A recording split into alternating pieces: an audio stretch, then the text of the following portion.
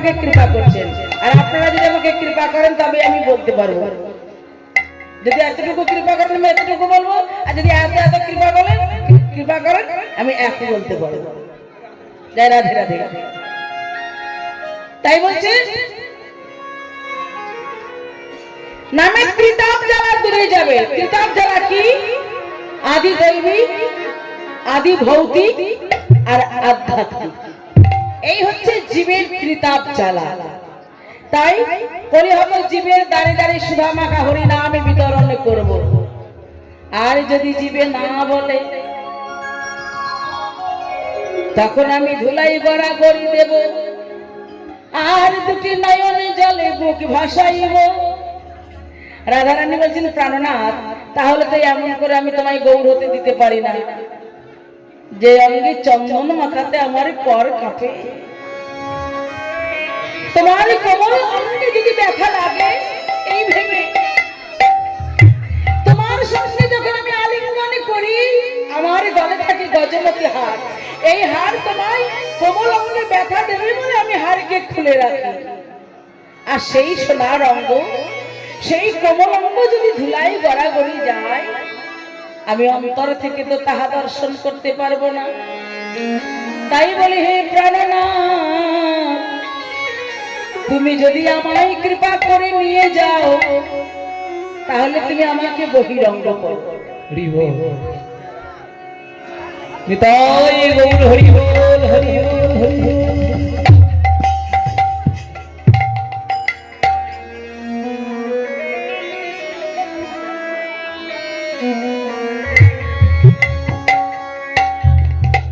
তথাস্তু রাধে, তুমি হবে বহিরঙ্গ আর আমি হব অন্তরঙ্গ। তাই রাধা ভাবি কান্তি ধরি, রাধা প্রেমে গুরু করি, নদিয়াতে হইল হইল। তাই রাধা কৃষ্ণ মিলিত তোল আমার গৌর হরি। চৈতন্য চরিতামৃত গ্রন্থে শ্রীল কৃষ্ণদাস কবিরাজ গোস্বামী প্রভুপাদ কলম দিলেন, রাধা কৃষ্ণ শ্রবণায়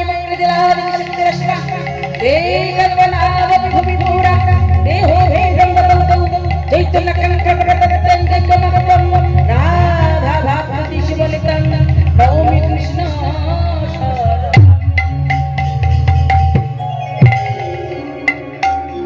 অর্থাৎ রাধা কৃষ্ণ এক আত্মা দুই দেহ ধরি অনন্য বিলাসী রস আস্বাদন করি, সেই দুই এক চৈতন্য গোসাই ভাব আস্বাদিতি দেহে হইলা এক। অর্থাৎ রাধা এবং কৃষ্ণ উভয়ে মিলিত তনু আমার গৌর হরি। যদিও তাহারা বহু পুরাকাল হতে পৃথক পৃথক দেহ ধারণ করেছিলেন, যেমন সত্যযুগে লক্ষ্মীনারায়ণ, ত্রেতা যুগে সীতারাম, দাপরে রাধা কৃষ্ণ, আর এই কলিতে হলেন আমার গৌরাঙ্গ মহাপ্রভু। তাই গৌর হরি আমার শ্রীধাম নবদ্বীপের মাঝে সেই দুই তনু একত্রিত হয়ে আমার গৌর এলো নদিয়া, গৌর এলো নদিয়া, গৌর এলো নদিয়া, গৌর এলো নদিয়া।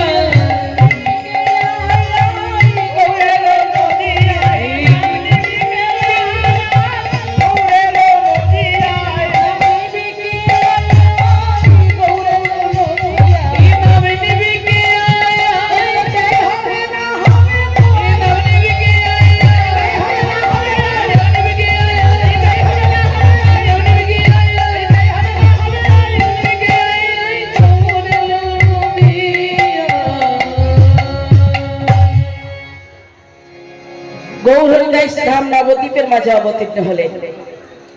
তাহলে হরিনাম কে নিয়ে এসেছেন? এ নাম কে আনিল রে, কোথায় ছিল রে মধুমাখা হরিনাম? এ নাম কে আনিল রে, কোথায় ছিল রে মধুমাখা হরিনাম? এ নাম কে আনিল রে, কোথায় ছিল রে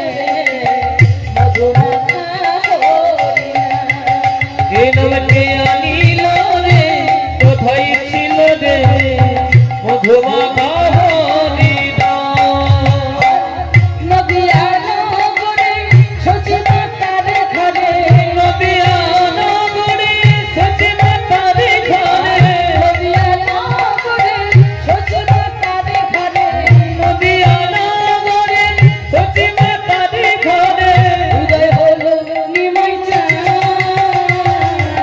আনিল রে কোথায় ছিল রে মধুমাখা হরিনাম আনিল রে কোথায় ছিল রে মধুমাখা হরিনাম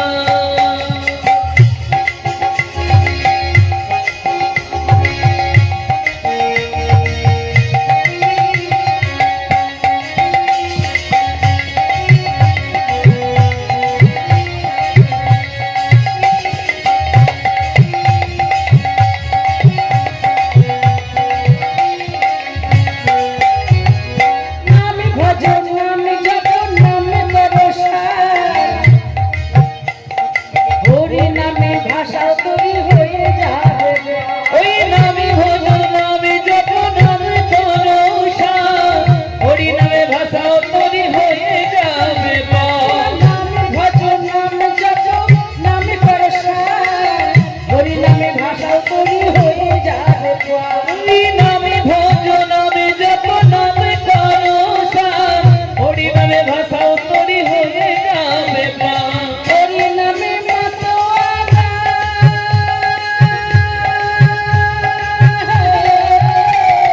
হরি নামে তোমারা হরি নামে মাতোয়ারা সারা ব্রজধাম আনিল রে কোথায় ছিল রে মধুমাখা হরিনাম কে আনিল রে কোথায় ছিল রে মধুমাখা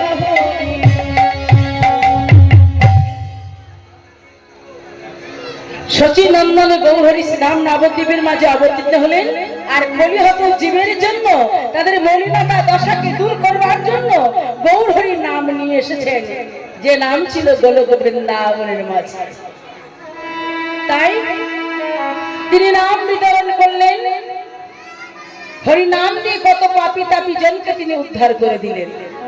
তারপর কি করলেন? রাধা গোবিন্দ বলে কেউ ছিলেন দাপর যুগে, আমরা কেউ জানতাম গো? আমরা কিন্তু কেউ জানতাম না যে বৃন্দাবনের মাঝে দাপর যুগে রাধা গোবিন্দ বলে কেউ ছিলেন। তাহলে তারা এত লীলা করেছেন জানতাম না, তাহলে জানালেন কে? যদি গৌরাঙ্গ না হইতো কেমনে হইতো, কেমনে গড়িল যদি গৌরাঙ্গ না হইত কেমন হইত কেমনে ধরিত রে আর রাধার মহিমা প্রেম রস সীমা, রাধার মহিমা প্রেম রস সীমা রাধার মহিমা প্রেম রস সীমা। রাধার মহিমা প্রেম রস সীমা বলো জগতে জানা তোকে, জগতে জানা তোকে এই জগতে জানা তোকে জগতে জানা তোকে বলো কে জানিত, কে জানিত কে জানিত, কে জানিত না জানালে কে জানি, ওই না জানলে কে জানিত দূর যদি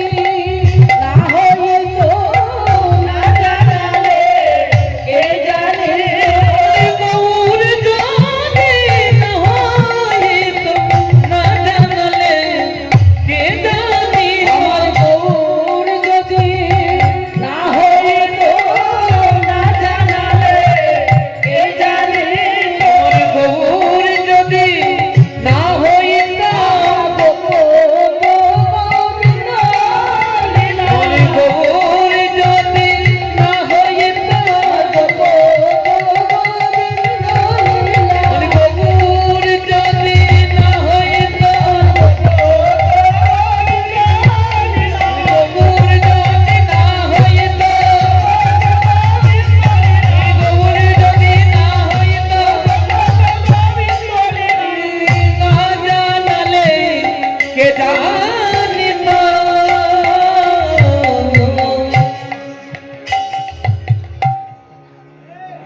জয় রাধে রাধে। গৌর যদি কৃপা করে না জানাতেন তাহলে এই জগজীবে কেউ জানতেন না যে বৃন্দাবনে এত লীলা করেছেন রাধা গোবিন্দ।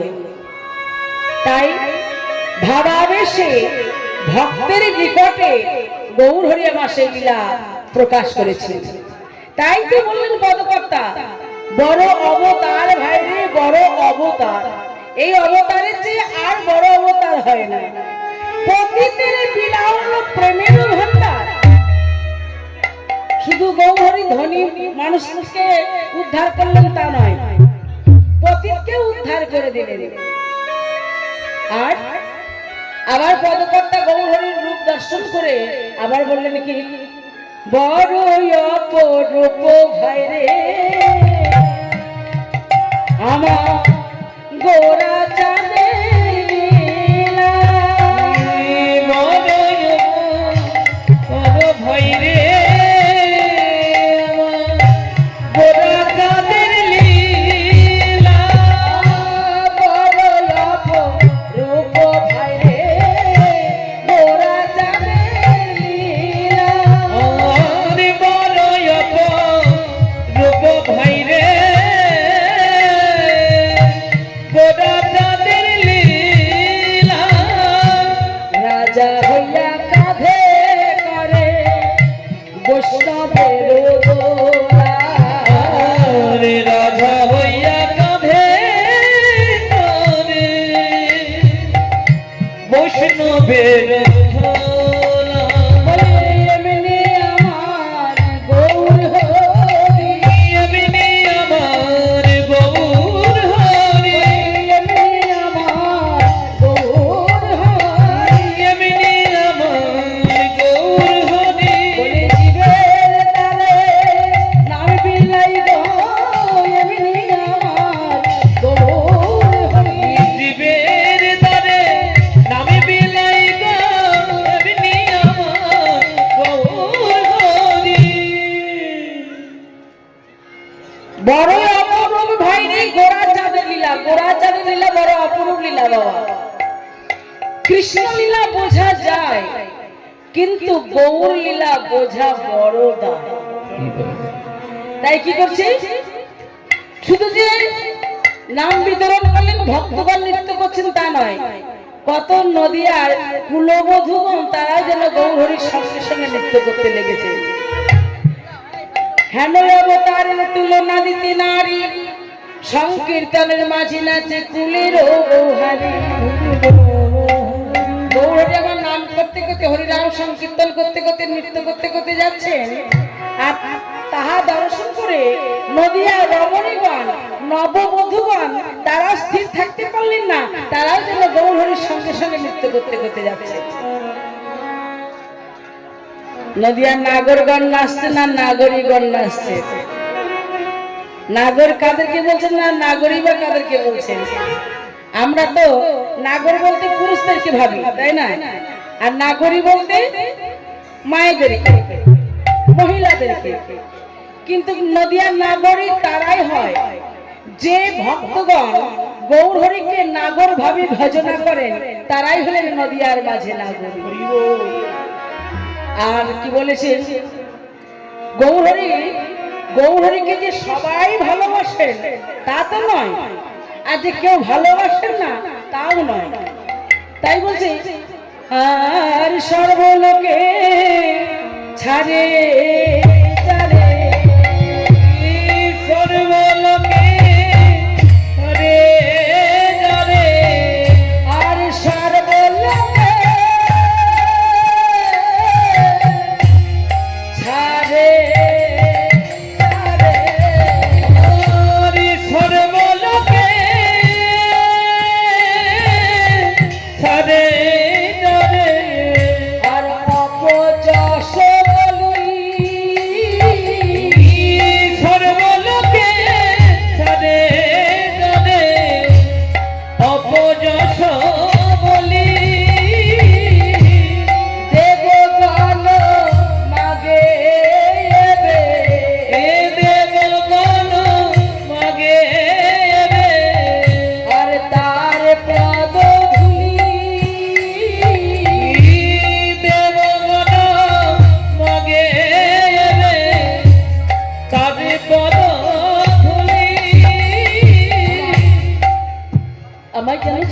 ছাড়া করো না প্রভু।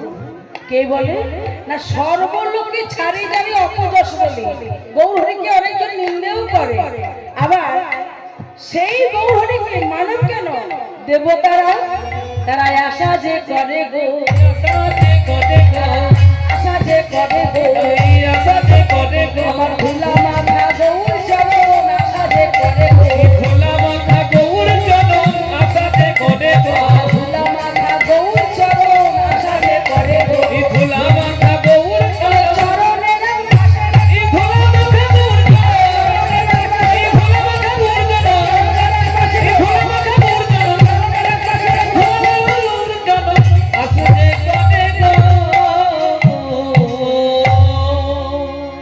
জবনে হো নাচ গাই লয় হরি না, জবনে হো নাচ গাই লয় হরি না, জবনে হো নাচ গাই লয় হরি না, ওই জবনে হো নাচ গাই লয় হরি না। হেন অবতারে বঞ্চিত বলো না, ওই হেন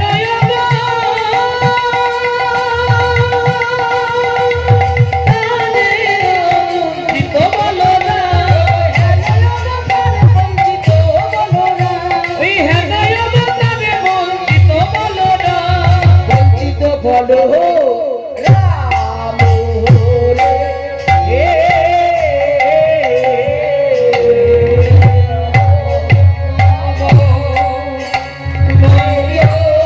বলো রাম রে,